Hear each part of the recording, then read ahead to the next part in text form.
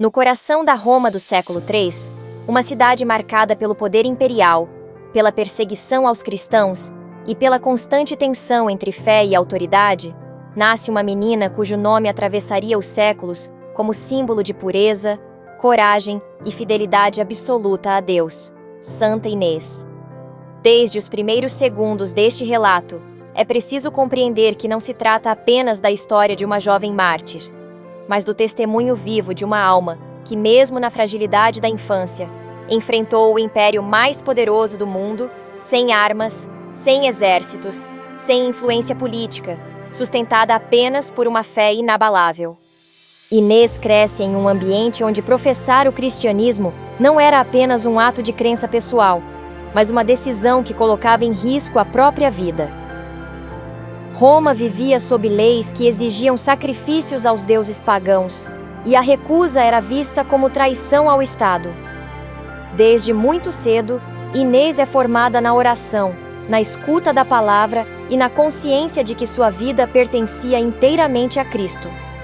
Não há registros de feitos grandiosos na infância, nem discursos públicos, nem milagres espetaculares.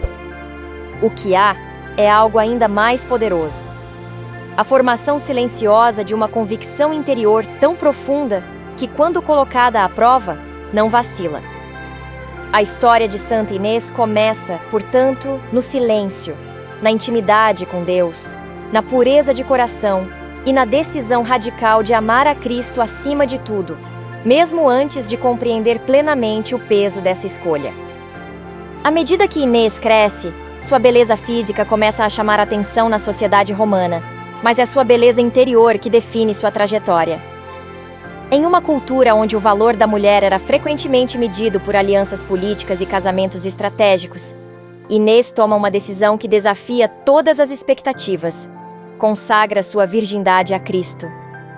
Essa escolha não era apenas espiritual, mas profundamente revolucionária para o contexto da época.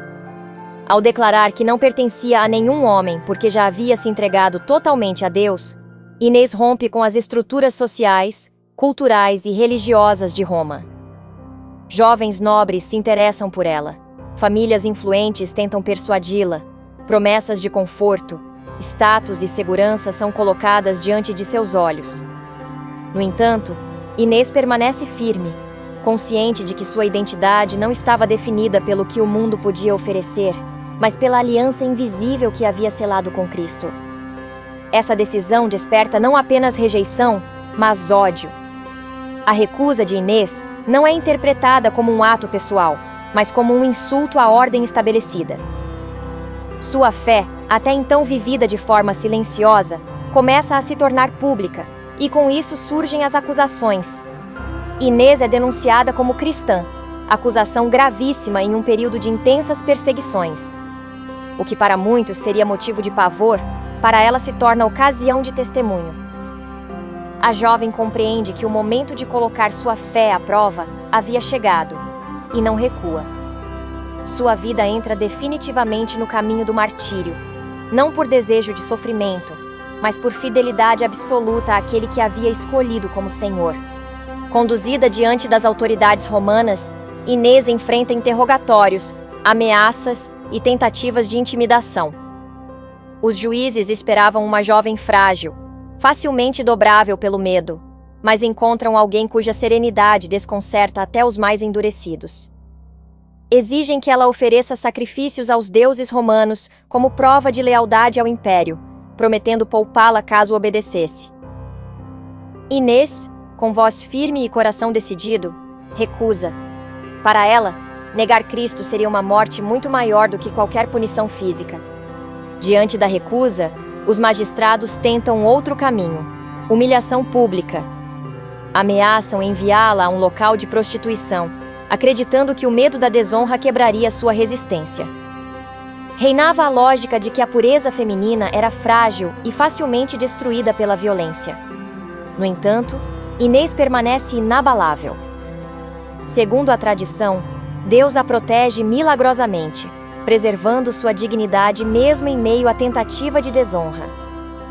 Esse episódio se torna um poderoso sinal de que sua pureza não era apenas física, mas profundamente espiritual, guardada pelo próprio Deus. A reação das autoridades é de fúria.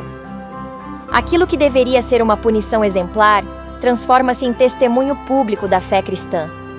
A jovem, que deveria ser silenciada, torna-se ainda mais conhecida, e sua firmeza começa a inspirar outros cristãos perseguidos. O império percebe que, se não a eliminar, sua presença continuará sendo uma ameaça silenciosa à ordem estabelecida. Diante do fracasso das tentativas de humilhação e intimidação, resta apenas a sentença final: a morte. Inês é condenada ao martírio, e sua execução torna-se o último ato de fidelidade. Segundo a tradição, ela é morta ainda muito jovem, possivelmente entre 12 e 13 anos de idade.